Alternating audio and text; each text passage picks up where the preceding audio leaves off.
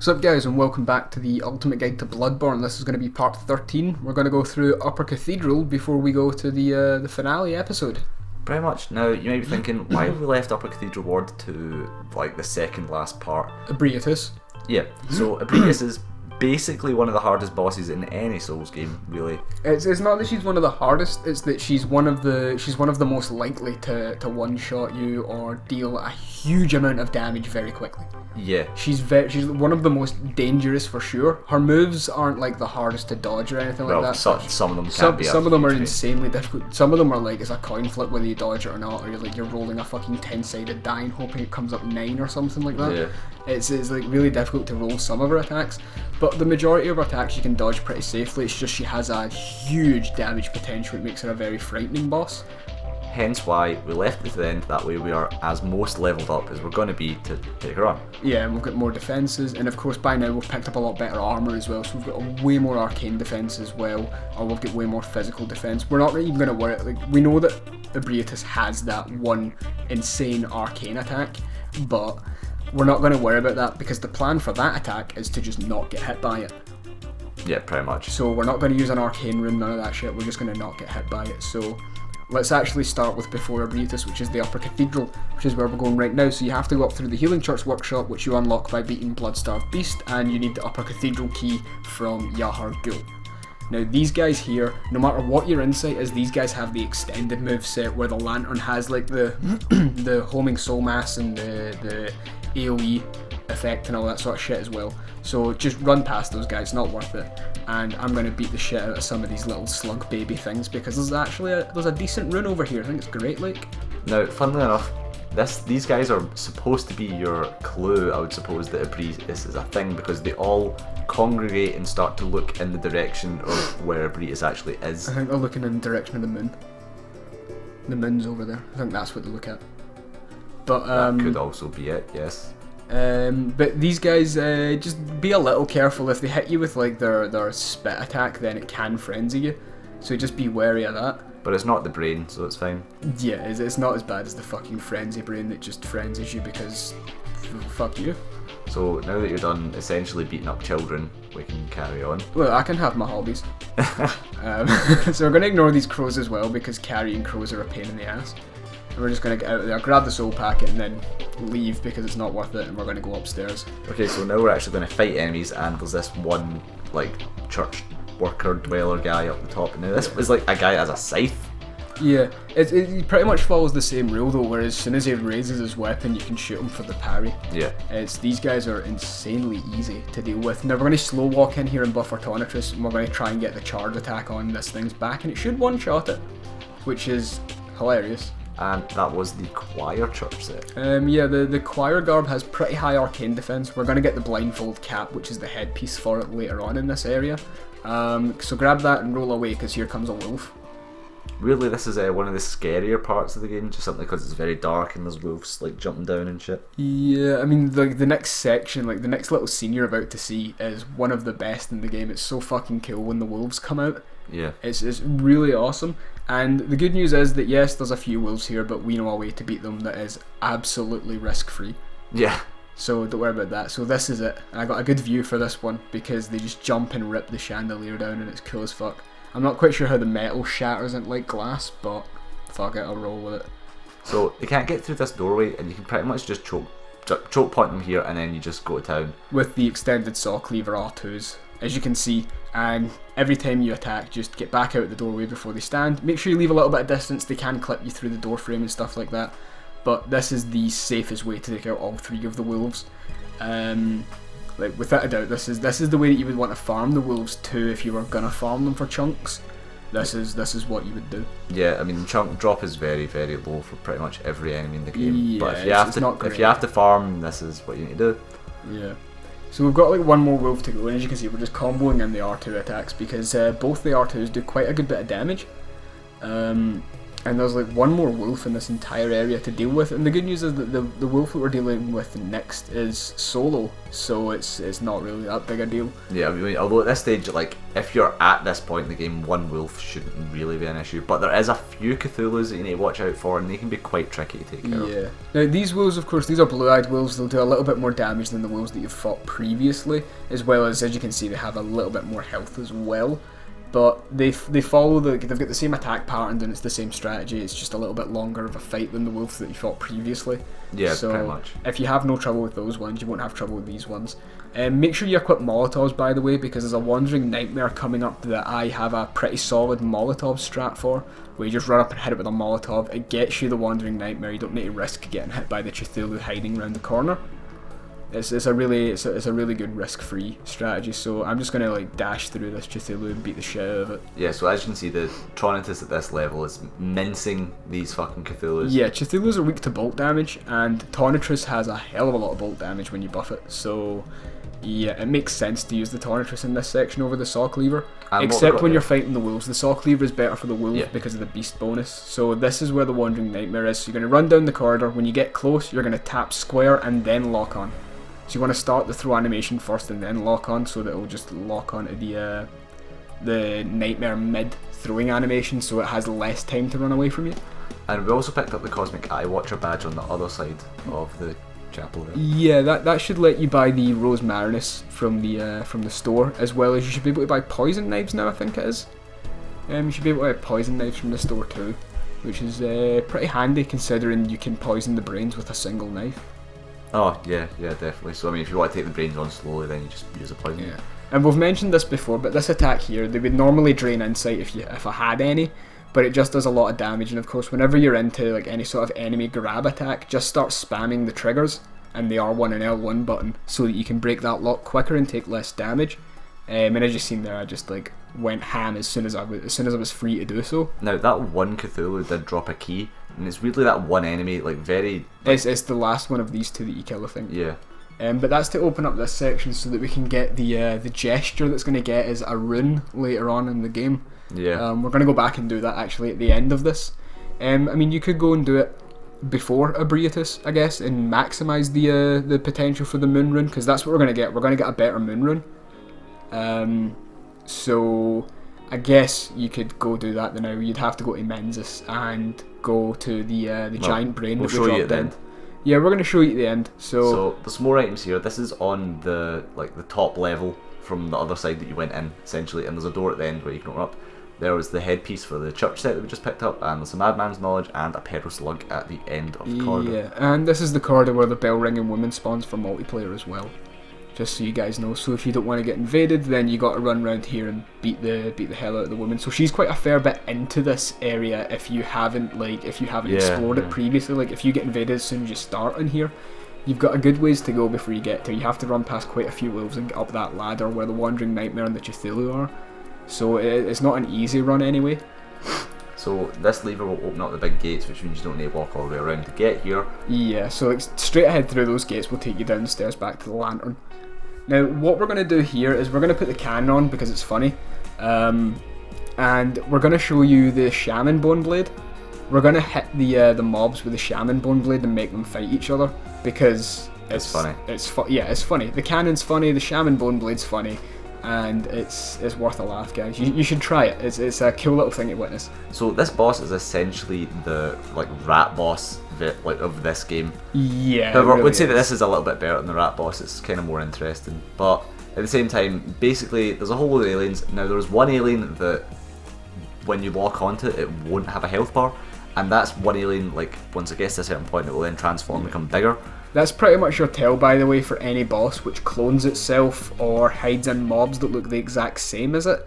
If you lock onto it and it doesn't have a little health bar above its head, it's definitely the boss as opposed to just a random minion. So as you can see, I just hit 3 of them there, and now they're all going to town on each other, and the boss is getting slapped up. Yeah, so I mean that's a fairly decent strategy. If this boss is giving you a hard time, like say you came here at a lower level, this is definitely one way of making the boss a little bit easier. Yeah, so that Shaman Bone Blade only went for 1 hit, but needless to say, you can get much better results. Probably it's like there's a lot of randomness that goes into it, of course. Like, it depends how many you hit with the Shaman Bone Blade as well. Yeah, now you accidentally hit the wrong thing with the Shaman Bone Yeah, Blade. I tried to hit the big one with it, or try and hit a cluster of the little guys with it, and it kind of buggered up. Now, as you saw there, you shot the big one with the cannon and it done an insane amount of damage. And then I tried to lock onto the big one and locked onto the horde of little ones instead. And now these guys are buffed, so like their eyes have started glowing. Yeah, this so is where the buffed boss now. can actually become an issue. Like, if you don't have the Tronitus and you're not doing crazy damage to these guys, if you can't like one or two shot them, then they can actually gang up on you and do a weirdly high amount of damage. So, and of course, like most of the space bosses, this boss also uses a call beyond, so I'm just going to hide behind the pillars so that it doesn't get me. When it extends its when it grows its hair out, basically, it has a much more varied moveset where it uses magic attacks that usually home in on you and do a shitload of damage. So you want to avoid those. That's when the boss becomes that is the point that Tony was saying, where the boss becomes really dangerous. yeah. So you want to avoid that. Now what we're going to do is we're going to go back and level up before we take on Ebrietas, who is through that way. Yeah, now, as you can see, it's kind of quite hidden, really, because... It's a cool little thing. Like, not a lot of people would notice it on their first run through. So I get quite lucky that the boss broke it for me. And when the fog gate disappeared after I killed the boss, I spotted it. It was pretty good. That was lucky. That's how I found out about Ebrietas. I wasn't happy when I found Ebrietas. She shit on me for about an hour. Yes. She was tough. She's a tough old girl. So, I mean, basically this entire guide and build is being based around what we would consider to be the easiest way of defeating... Well, the Raider Palash is technically the easiest way of doing Ebrietas, but that requires you to do a whole load of the game before you get the Raider Palash, and that makes the early game slightly harder, so... We just balanced out, and plus the cannon is quite versatile for a lot of different things. So the cannon is just like such a good tool to have when it comes to any boss that has a particularly high amount of health, or a really dangerous boss like Ebrietas. You can just deal a huge chunk of damage in one hit with it, and that's really good. So what I'm going to do is I'm going to put on the rune that lets me carry up to 4 extra Quicksilver bullets, and the reason why is simply because we worked out that if you do that, you get 1 extra cannon shot. Yeah, and that's really good. Like, you want the extra cannon shot. You want to get about 3 shots in with Ebrietas. I'm only going to use 2, and then I'm going to finish her off so I can show you guys some of the rest of her moveset. Yeah, because we didn't want to just base the Ebrietas guide around using the cannon. We also wanted to show you other strategies to deal with her, really. Yeah. Because obviously we could just go in and go cannon, and kill her, but we don't want to do that. We want to show you that there is actually methods to her madness. However, her second form is impossibly difficult sometimes. You can deal so much damage even at this level, and even on New Game, not even New Game Plus. So what we've done here is we put on the Executioner's armour as well as a few other pieces of armour just to try and bump her physical defences up as much as possible. Yeah. Because like we said, we're not going to deal with any of Ebrietas' arcane shit. We're just going to dodge her call beyond, because it's just you're never going to be able to tank that. Because if it hits you once, it's probably going to hit you again, and you're definitely dying after it hits you twice. Guarantee that. Yeah. So it doesn't matter how much arcane defense you've got, you're probably going to die after it hits you twice. This gets too much damage. So we're just going to ignore these little slug things because fuck them.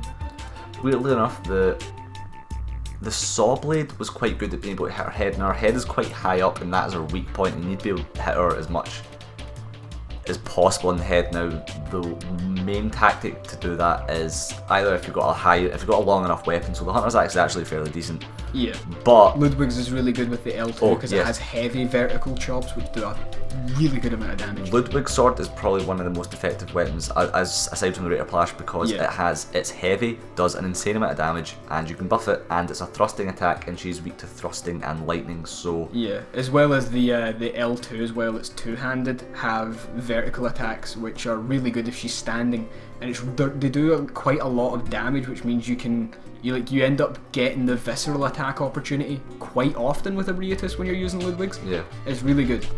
So we opted to use the saw cleaver simply because more people have the saw cleaver than the Tronitus, and we wanted to try and include as many people in this particular fight as possible with Ebrietas. And I think the saw cleaver's better because it reaches her head if you're standing in front of her or running. So this is her charge attack. It's a really difficult attack to dodge. It does have a slight tail though. Her face will open up a little bit, and because you'll be locked onto her face, hopefully you should be able to see it. Now these tentacle swipes, what I've noticed is the best way to dodge them is to actually dodge diagonally. Yeah, I just didn't. So I managed to get lucky and dodge that there. It seems if you're far enough away, like if you're near where the end of her charge would be, you can sidestep left a few times, and if you dodge left once, you seem to be okay. Yeah. Now, just before you start this fight, make sure you've got some sort of lightning buff, because she is a lot weaker to that, or if you're using a rated Palash, then you don't need to worry about that. Make sure you have sedatives on, because she has attacks where she spits blood at you, and that will frenzy you. And make sure you have as much healing items as you have, because she's quite a heavy damaging boss. Now, what you did see there is use her head slam attack, and that is the main way you're going to be able to hit her head. If you can do as much damage as you can to her head, she will then become, I don't know what you really call it, like... She becomes critted. She goes into like the sort of I'm vulnerable, take your visceral attack stance. Yeah. This one right here. So when she does that, immediately start the charge attack as soon as you notice that animation, and then get the visceral, so you get bonus damage. I just done 2,500 damage because of that. Now, this is why the cannon is particularly good, because once she goes down to half health, she'll go fucking hyper mode, and then she gets an aura which damages you when you're near her, and she does this shit. Yeah, I got really lucky here and dodged that. That is the hardest attack she has to dodge. It is so ridiculous, and she often starts a call beyond and then follows with that, and I think I dodged that combo for the first time in my life in this video. Yeah, if she does that, then it's almost GG pretty much all the time. So I've dodged this. That's one of her hardest attacks to dodge, and I've dodged it twice in a row right now. So I'm feeling pretty fucking good. Another strategy when dealing with Ebrietas is you want to always... There we go, pro. Just, you can't deny. What you just saw there was easily our most powerful like combo or attacks, and it is... Both of those attacks will one-shot you under normal circumstances. Now, as I was saying, when it comes to Ebrietas, a big strategy is just always be at full health. Don't risk it, always be at full health. Yeah, like right there I had a chance to hit her again, but I took the opportunity to vial instead, as I whiff on my charge attack. But she's buffing again, and as we said, we could have just cannoned her again, which would have been the easy option. But we're showing you guys how to deal with her when she's at like this sort of state. And it is just basically back off, take your time with her, try and get some hits into her face when you get the chance to. Yeah. When she goes to use a call beyond, make sure you dodge it, so it will flash, and as soon as the orbs stop forming above her head, it's going to come at you. You dodge it, wait about a half second, dodge again, wait a half second, dodge again, dodge to the left or right. Do not ever dodge backwards or forwards. Because of the spread of it, it will catch up with you, and it will stun you, and then you'll get one shot by it. So always dodge to the left or right. You can lock off and sprint to the left or sprint to the right and dodge it that way. Or you can like sprint around her in like a radius as well to dodge it. Just don't get hit by that attack. It's definitely the hardest, like it's the hardest hitting attack she has. And then if she follows up with her like flying move, then you Good luck. good luck. That is pretty much the strategy. Just keep dodging left and hope it works out for now, you. what we done there is the altar behind Ebrietas allows you to place the it's the remains of the Vile Blood Queen. I'm blanking on the exact name of them. Yeah.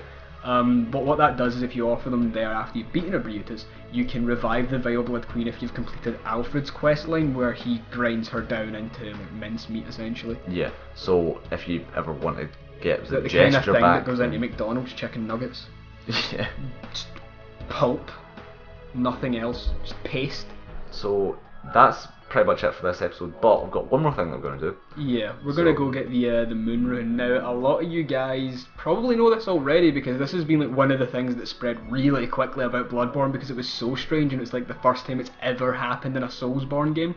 And that is the gesture that we just got from Upper Cathedral is actually going to get us an item if we use it in front of a certain thing in the game. Yeah. Which is like unlike anything else that's ever been in a Souls game as far as I'm aware of. If it has, then I really can't remember off the top of my head.